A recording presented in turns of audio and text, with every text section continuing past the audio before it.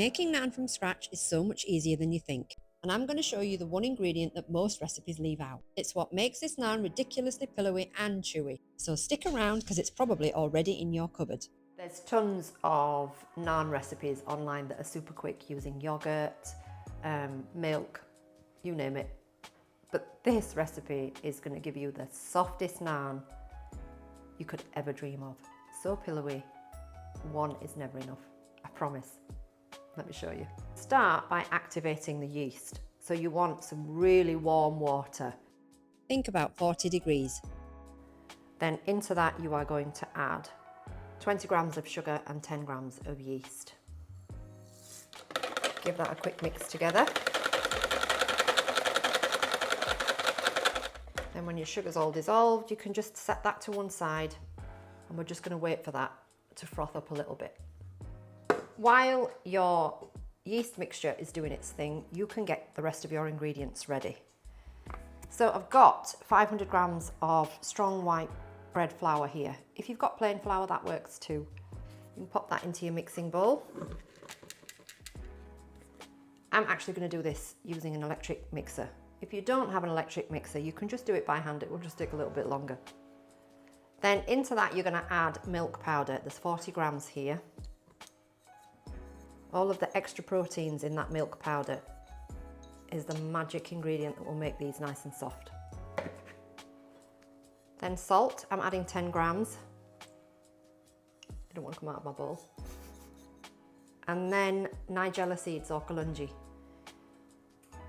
These just add a really nice subtle flavour when you bite down into them in your naan. They're optional. If you don't want to add them in, you don't have to, but I love them in naan. Then you're just going to give that a quick mix together, and it's ready to go. Pop your bowl onto your mixer. Then after about 20 minutes, your yeast mixture should look a little bit like this. It should have a bit of a cappuccino top on. That means it's ready to go. So start your mixer. Switch it on first.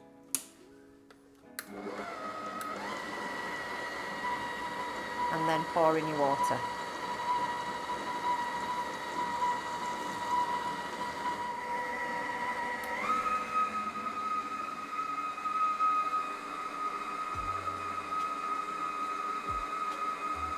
And once your dough's come together and it's nice and smooth like this,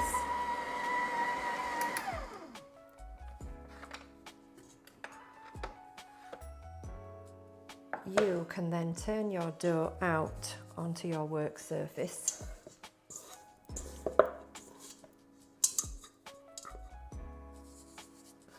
And then just bring it together. You don't have to spend too much time doing this if you've used a stand mixer. If you've had to make your dough by hand, a little bit of elbow grease might be required now to knead it together. Then once it's looking all nice and tidy, and you've got a nice little dough baby like so, you can just pop this back into your mixing bowl. Cover this, and you're going to leave it to overproof a good couple of hours.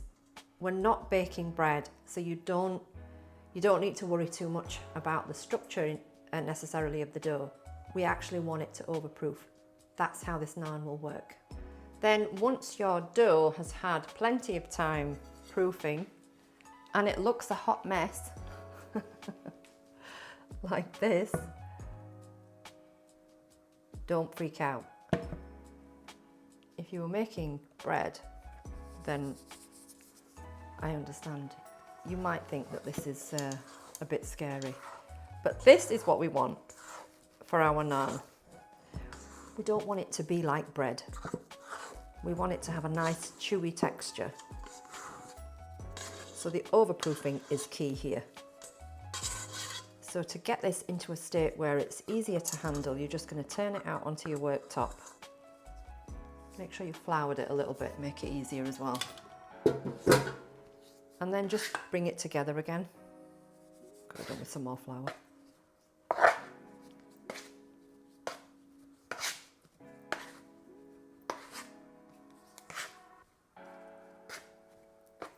it looks wet and it feels really tricky to handle, but it will all come together in just a second, I promise.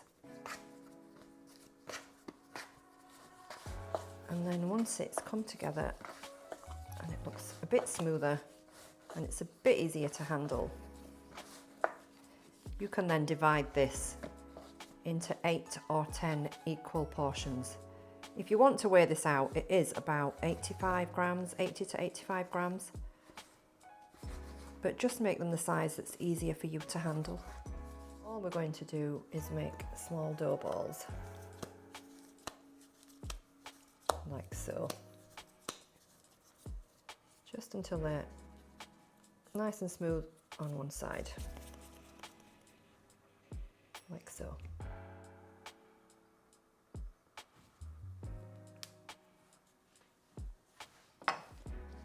Set that to one side while you make the rest.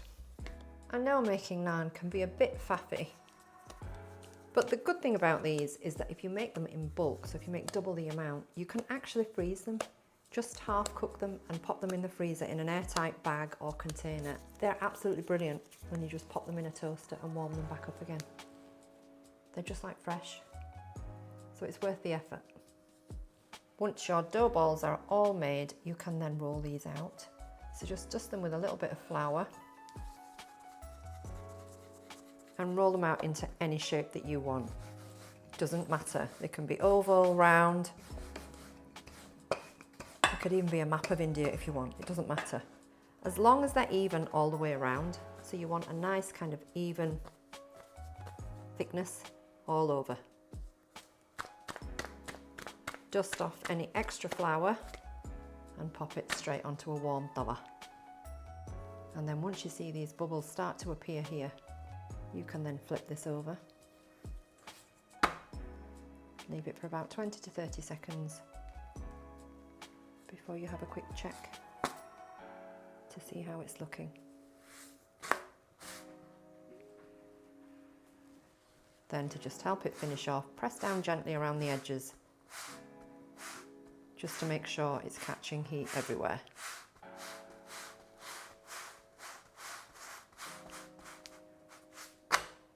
And again on the other side.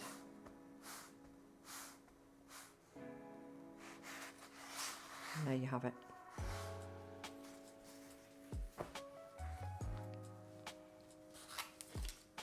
Perfect hot naan.